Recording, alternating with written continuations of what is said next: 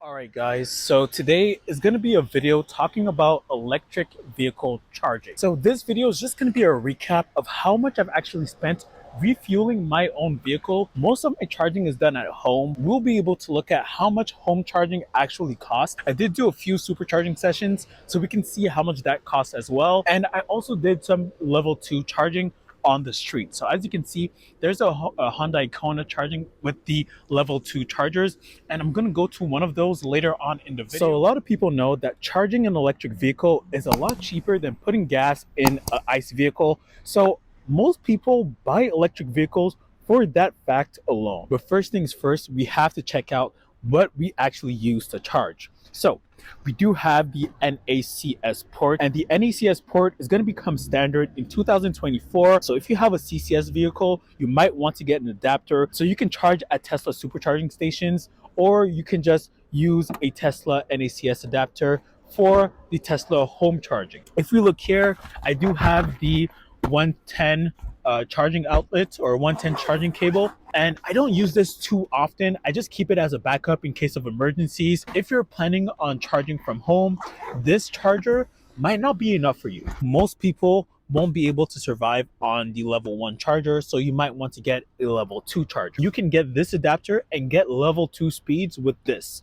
So you might not need to install a whole home charger, but you might want to just get this adapter so you can get level 2 speed. So according to the Tesla app, 2007 kilowatt hours was added to the battery all through home charging. So that's 81% of my charging. Usually I charge it from 50 to 100 because I do have the LFP battery. So that's another thing that you're gonna have to take into account, the type of battery that you have. So if you have an LFP car battery, you're gonna wanna charge to 100% at least once a week so that the car computer can actually know the limits of the battery, but without charging to 100%, the car doesn't know to what's its actual physical limit. In Quebec, the charging isn't that expensive, and the charging is 100% hydroelectricity. So that's a bonus as well. But for our home charging costs, it costs 10 cents per kilowatt hour to charge this car. And the usable kilowatt hour rated for this car is roughly 57 kilowatt hours. So if you do the math, it's only going to cost you roughly $5 to $6 if you charge from 0 to 100. You can save a lot of money a week just by charging at home. All right, but let's make it even harder. Let's say you need to charge your battery from 0 to 100 twice a week. It's going to charge you $12 a week just to charge your car. So that's a lot cheaper than putting gas in your car. A lot cheaper. There's no way around that. But if we look at the other ways of charging via public level 2 charging or fast charging, that's where it's going to get tricky to find out if you actually save money. With home charging, there's no way around it. You are going to save money. That's why I say when you're buying an electric vehicle, your main priority is to find a place to charge that you can charge at any time and that is very, very cheap. So far, the amount of money I spent just charging this vehicle for a whole year is roughly $227. So from the beginning of the year till now, the end of the year, it only cost me under $230 to charge this vehicle from home. So that's the home cost. 81% of the charging was done from home, 2007 kilowatt hours added through home charging, and the cost through home charging was $227. But now let's move on to level 2 public charging. All right, so this is a level 2 charger, and this charger is actually not that expensive. It's actually pretty cheap, and you can use this charger pretty often, but it is a J1772. So if you do have a NACS port, you will need to get an adapter for it. All right, so we do have the adapter here, and it is very, very simple. You just simply put the adapter on the car, and you can take the cable and plug it into the car directly. Let's show you guys how the setup works, and we can look at how much it actually costs to charge this vehicle. All right, so as you can see, there is lights here. So a light here indicating that is it available to charge.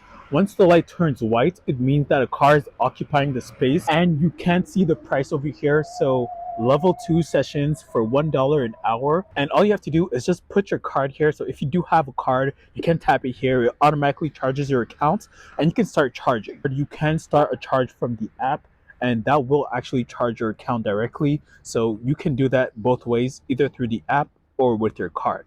All right, so first thing I'll do here is put the adapter into the car, and then from there, all I have to do over here is just tap my card straight on the actual charger. So just tap it like this. It will start blinking. It's white. I can take the cable and plug it in. Come on. All right.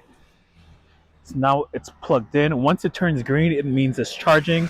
And voila. All right, so regardless of how fast your car can charge at level 2 speeds, you will still get 7 kilowatts. And that is good enough depending on how big your battery is. But for my car that has around 57 kilowatt hours is plenty. So going from 47% to well, if I put it at 100%, let's see how fast it actually charges. So if we set it to 100%, it will take us 5 hours and 5 minutes. So that will cost us $5 if we want to charge from 0 to 100. And that is actually pretty decent. All right, so adding up the total that I've spent charging with Electric Circuit throughout the year, it cost me less than $50 occasionally charging the level 2 charger with Electric Circuit. So that's just me going to school or me going to work and charging with these chargers, less than $50. So that is actually a steal if you are planning to use these occasionally. All right, so we're going to a Tesla supercharger so we can see the process of charging at a Tesla supercharger, see the prices, see how much it costs me throughout the year, how much I use superchargers, and if it's maybe a good idea to use it as a daily solution to refueling your electric vehicle. All right, so if we look here, we look at the charger, we'll be able to see how much it actually costs to charge.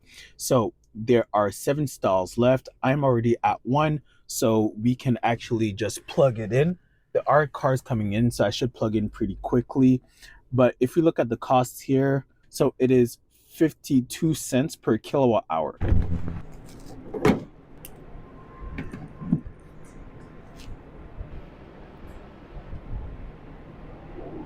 All right, so we are currently charging. It is the 150 kilowatt charger, and I am at 38%, so it will not accept the full load, but we are currently at 140 kilowatts. So that's actually pretty cool.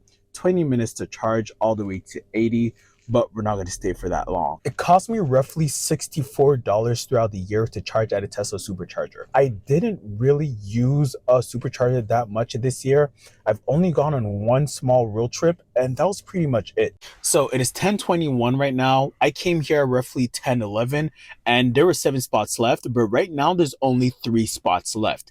And as you can see, the charging is actually pretty full. So a lot of people are charging their cars. If you're coming to a supercharger on a regular, you're gonna have to probably wait sometimes. You're gonna have to be dealing with people using chargers for longer than they should. So that's the inconvenience that comes with charging your car at a Tesla supercharger on a regular basis. If you look at other superchargers, so we're currently at this one right here, which cost 52 cents. But if we go to another one that's over here, you can see that the cost is now 57 cents. So the price can drastically change depending on the supercharger. This one is 59 cents. If we go here, this one is also 59 cents. This one is 50 cents. So your price is going to change depending on the supercharger you actually go to. So you have to take that into account, especially if you're trying to rely on superchargers. All right, so Tesla is saying that we saved $1,182 from charging instead of using gas. And I don't think that is actually accurate. Maybe in my case it is because I usually just charge once a week and I don't really need to charge throughout the week because I don't drive that much. But for someone that drives pretty often and has to charge throughout the week, their savings might not be accurate, and here's why. So you see, with an electric vehicle, like I mentioned earlier, you are going to be charging more because you have less range, especially in cold weather. You do have to precondition, which does take battery. You do have to go sit longer. So you are going to be charging for longer periods and more often with an electric vehicle compared to putting gas in a car. When you're looking at the savings, I think what Tesla is doing is that they are comparing the amount of time you charged and comparing that to the amount of time you would put gas in your car. But someone that would need to charge their car would have to go probably twice a week, and someone that would have to put gas in their car would probably have to do it once a week.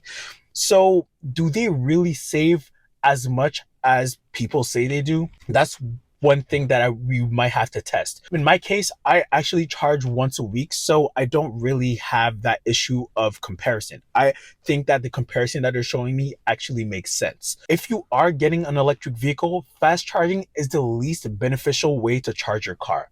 Slow charging, either at home, is the best way. Public charging could work, but there are a few things that go against you. So make sure that you have at least home charging. If you want to use public charging, as long as you have it at school or at work, then you should be good. But if you're using street public charging, I wouldn't rely on that. So my total charging cost for the whole year was $320. So that's pretty much it. Just $320 from the beginning of the year till the end of the year. And that's actually amazing. Some people spend more than that in a month on gas. So I do say that I saved a lot, especially charging from home, because it cost me $222 or $221 charging from home, roughly $64 using superchargers, and the rest was public charging. So yeah, you are going to save a lot of money using home charging. So yeah, that's pretty much it. See you guys on the next video. I will be making more Tesla videos or more EV videos. Again, I will try and look for more cars that I can actually make a video of. I don't want to just review their Tesla cars. So yeah, subscribe to the channel for more EV videos and subscribe for more tech videos as well. See you guys on the next video. Peace.